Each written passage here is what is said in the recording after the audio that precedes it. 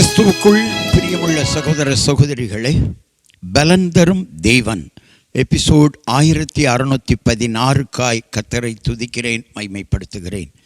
இந்த நாளிலும் ஏசாயா 26 அதிகாரம் 12வது வசனம், கர்த்தாவே எங்களுக்கு சமாதானத்தை கட்டளையிடுவீர்.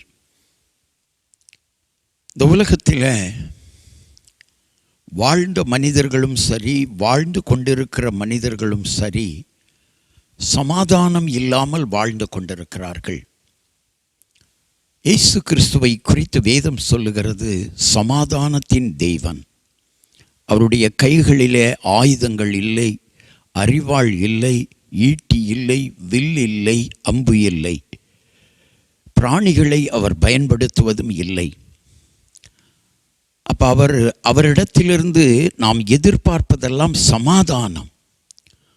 ஒரு மனிதனுக்கு பராக்கிரமம் இருக்கலாம், வீரம் இருக்கலாம், ஆனால் சமாதானம் இல்லாத வாழ்வு அவனுடைய எல்லா காரியங்களையும் கெடுத்து போட்டுவிடும். எனவே தான் ஆண்டவரிடத்தில் நாம் சமாதானத்தை கட்டளையிடும்படி கேட்க வேண்டும்.